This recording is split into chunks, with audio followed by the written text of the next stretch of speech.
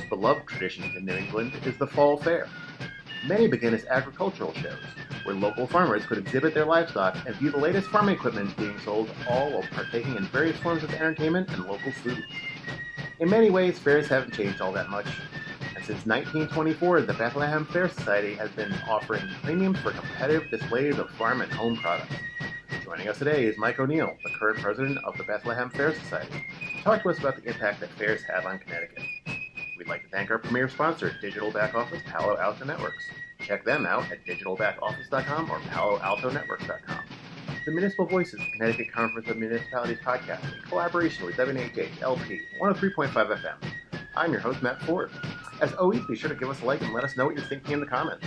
CCM's Municipal Voice podcast continues to present a key forum on important state-local issues. The views expressed do not necessarily reflect the consensus views of CCM or a member municipal leader.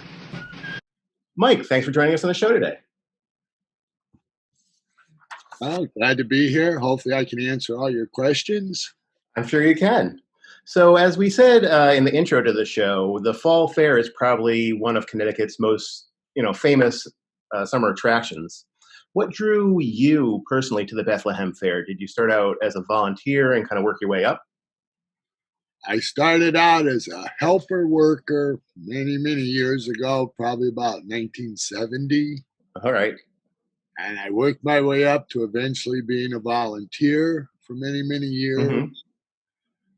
And then I got nominated as a director, and I don't remember how long I was a director or when. Mm-hmm. And then one of the past vice presidents stepped down. Mm-hmm. And I filled in for him for, I think, a year. And then they decided they put my name in as president. Yeah. And I've been there the last 4 years. There you go. So you've certainly paid your dues over the years, it sounds like. How important is the fair to Bethlehem, to the greater area, kind of like economically? Before the fair, the 3 days of the actual fair, we have vendors that come in little over a week before. Mm-hmm. And they're always looking for the local grocery stores. They're looking for the local restaurants. Mm-hmm. So I don't know the exact impact, but I'm hoping. But it's definitely noticeable that there's more going on in town, not just the days of the fair, but a little bit before and kind of surrounding it. And then even up to yesterday, we still have some of the campers up there, the vendors at camp. Mm-hmm. And they have to eat someplace. Some of them, like I said, they buy groceries. Some just run down to the restaurants. Mm-hmm. So it definitely adds to the local economy. It does a little something for everybody. That's what we like, doing a little something for everybody. So the fair has been held the first weekend after Labor Day for almost 100 years now, which means it was, of course, this past weekend. How did it all go? From my point of view, it went excellent. Yeah. We had a super great turnout. It was our second best year since 2013. Wow. And which really shocked us and surprised us. Mm-hmm. But we were grateful. We had 3 beautiful fair days. And the crowd was great. The people were great. Everybody that pitched in to make it possible was great. Yep. So I would say over and above everything, it was excellent. Yeah. About how many volunteers do you have involved? Anywhere from 650 to 800. Oh, wow. So you mentioned that attendance was really good this year. Did you have a fair in 2020, or did it have to get canceled like a lot of other events did last summer? In 2020, we got canceled because of the COVID, and that was a very long, hard decision. Yeah, I imagine. Until the government stepped in and said, you don't have a choice. We got to do this year. Safe, yeah. I would say we were amongst the first 5, not a little sooner. Yeah, once everything started easing up, we decided we were going to have the fair and just go all out and see what happened. Excellent. And do you think that the fact that there wasn't a fair last year is part of the reason why this year's attendance was so high, that people had missed it and were ready to get back to it? Yes, we kept hearing from everybody. They were just so glad to be out, to be able to meet people they hadn't seen in a long time. Mm-hmm. Excuse me. But a lot of the times we find at the fair, you're visiting old friends that you only see once a year. Mm-hmm. And Yeah, it's coming they're a together. place to gather and see them and just catch up on everything. And a lot of people said, at least our fair, we were hearing since the spring, are we having a fair? Are we having a fair? And as soon as we said yes, they were jumping for joy. Yeah. You mentioned that you were one of the first. Did most of the other area fairs happen this year? Did Goshen and Bridgewater and everybody go this year? Bridgewater canceled this year, and I'm not 100% sure the reason. Somebody said they just didn't want it where it's a fire department, in-fire department event, that they were kind of nervous about the conditions, and they weren't sure they wanted to lay out that kind of money and then have it get canceled. Goshen, I heard, did excellent. And some of the ones before us, I heard, they all had great turnouts and they had great fairs. And you're kind of towards the end of the season, right? No, they'll go into towards the end of October. All right, so there's more, so people should be checking out the other ones. Yes, there's still a lot of fairs going on in the state. Excellent. Do you talk with the people that run the other fairs in Connecticut? Do you go visit them, share like tips and tricks? Do you recommend vendors or anything like that? Yes, we do, because we belong to the, I'm not sure the exact title, but we belong to the Northwest Corner group of fairs. We have 2 meetings a year, and then we kick ideas and whatever information back and forth at those. You can bring up anything, discuss anything. And then even during the off season, if you have a question or a problem, or how does this fair do this? How do we do this on our end? We just make phone calls, go back and forth. We're always sharing, and we have an excellent relationship with all the other fairs. That's great. Yeah, if anyone has answers for what to do in certain situations at a fair, it's the other people that are doing it on the ground. Certainly. Yes, we go back and forth all the time. So speaking of other fairs, what is your relationship to the Garlic Festival? Because that also takes place at the fairgrounds, correct? Yes, we rent them the fairgrounds, and they run the whole thing. So that's not, you guys don't run that. They're just using the facilities. We don't run it. They just use our grounds. We try and have 2 or 3 directors on site for the 2 days in case they have a problem, so we can get it solved as quickly as possible for them. But otherwise, that is strictly their event, and they do excellent. And we do trade space on our midways. We give them a space at the Bethlehem Fair. They give us a space at the Garlic Festival. So you're not directly related, but you guys definitely work together and both enjoy each other's fairs, it sounds like. Yes, we do. You are listening to the Municipal Voice on WNHH 103.5 FM.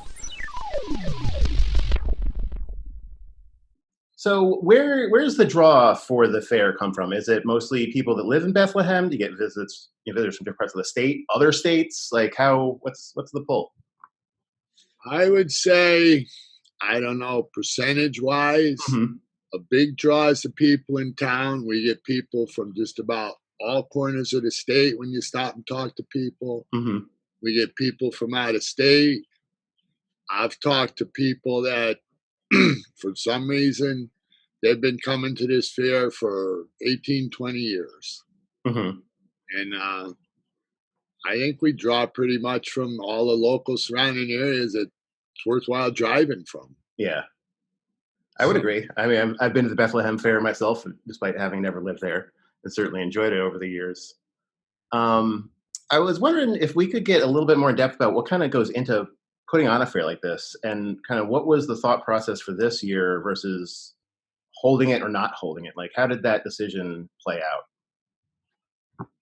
This year, it kept everybody on their toes, because without knowing what was going on with this COVID Delta, we were nervous up until halfway through the week before the fair, because we didn't know if somebody could come in and say, no, that's it, we're shutting it down. Yeah.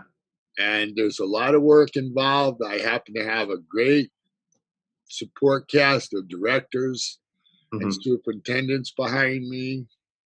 And I don't even know all the logistics. Yeah. As long as I've been involved in the fair, and it's tons and tons and tons of work to actually put on a 3-day fair.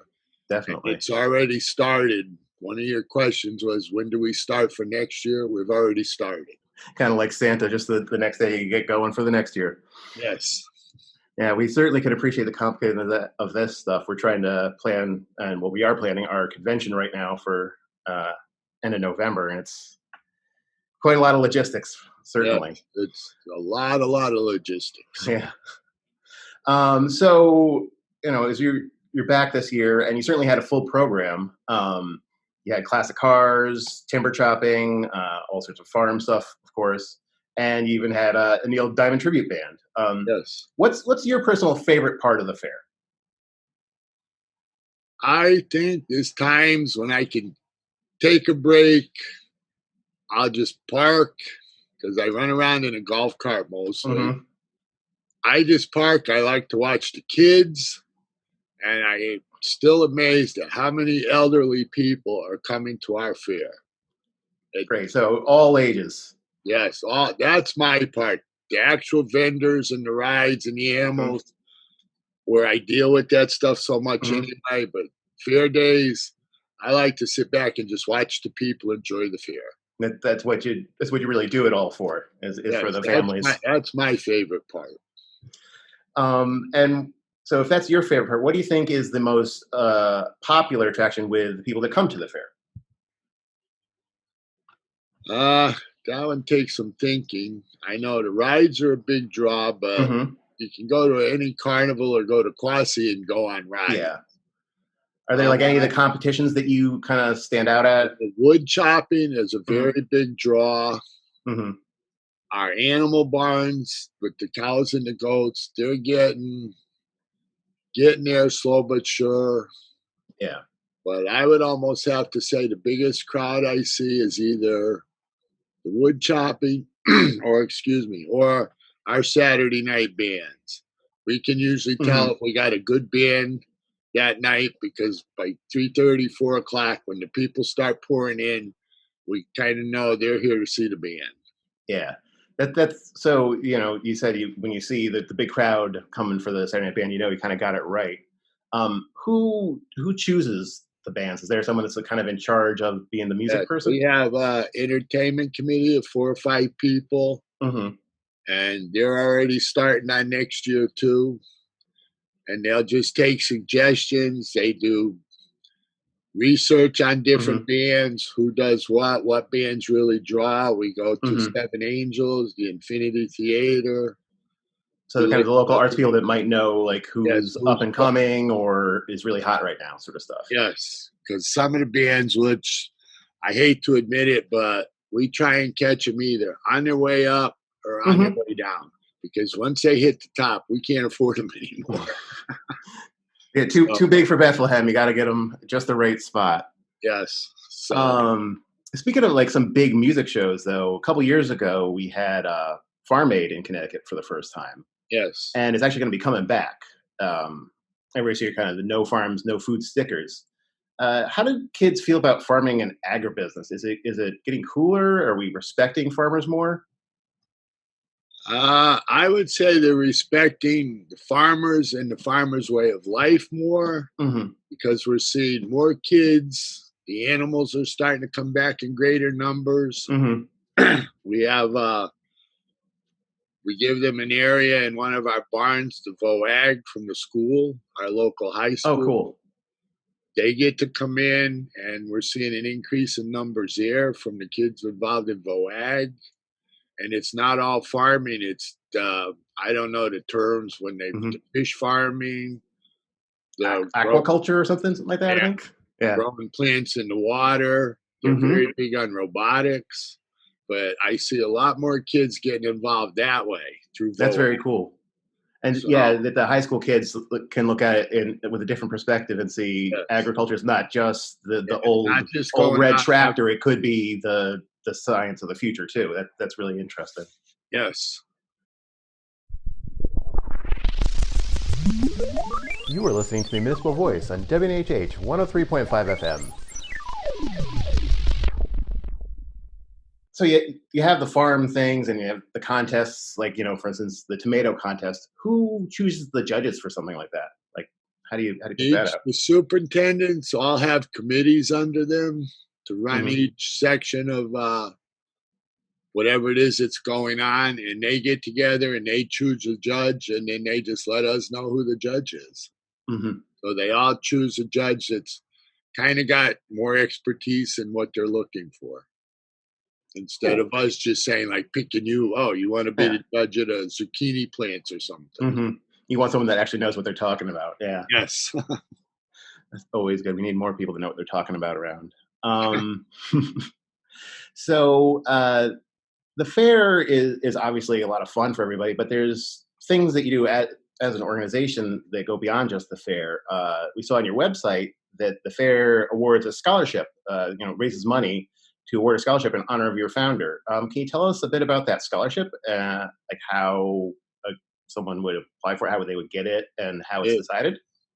It's more than one scholarship. They range anywhere from $1,000 a year for 4 years down to $500 a year for 4 years. It's based on financial need, community service, volunteering at the fair. So are these high school kids in Bethlehem that would? They can be from any school. They're not strictly from Bethlehem. Okay, that's cool. From other towns. And each year, except for last year when we closed down, but each year, a percentage of our profits is like we try and donate at least $20,000 a year to the Scholarship Foundation, which is a separate organization from the fair, even though we're under the same umbrella. And it's a lot of the same people are back and forth. Just as a legal setup, it's a separate org. Yes. We try and donate at least $20,000 a year to them every year to keep their scholarships going. So did the scholarships get awarded last year, despite the fair not being going? Or They had to do a little dipping into their reserves, but I think they did 5 or 6 scholarships last year too. That's great. And it sounds like the attendance this year will allow you to, start supporting them again. And hopefully, yes, if we can keep it going, we try to every year. Speaking of doing things every year, a lot of years behind you now. We're coming up on the centennial for the Bethlehem Fair. Coming up in 3 years, something like that. 4 years. Yeah. Too quick. So are you planning anything special for the centennial? Is that going to be, a bigger celebration that year? We're hoping so. We're already starting to kick ideas around. We're asking everybody, if you come up with a suggestion, throw it in the pot. And at some point, I tell everybody, we got to sit down and get serious, because we know what we go through for a 3-day fair every year. And if we want to get something over and above, it's going to take 2 or 3 years to really put it together. Yeah, so it takes a full year to do a regular one. It's going to take more than that to do the big one. We're already in the background. We're already working on our anniversary. Very cool. Well, Mike O'Neill, thanks so much for speaking with us today. We really appreciate it. Yes, I had a great time. I hope everybody understood me. I hope my answers were good enough. I think they were. And I think maybe I'll see you next year at the Bethlehem Fair. Let us know you're there, sir. And if I can, I'll ride you around and show you the whole fair. Get the VIP treatment. Well, sounds good. Mike, take care and have a good day. You too, sir. I appreciate being on. Thank you.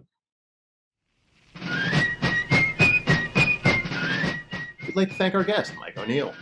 I'd like to thank our premier sponsors, Digital Back Office, Palo Alto Networks, who you can check out at digitalbackoffice.com and paloaltonetworks.com. The Municipal Voice is a co-production by CCM and WNHH 103.5 FM. Kevin Maloney is our executive producer, Christopher Gilson is our producer, Harry Draws is on the boards, and I'm Matt Ford, your host. Be sure to check out our Facebook page and give us a like, and watch out for our CCM chat series on our YouTube page.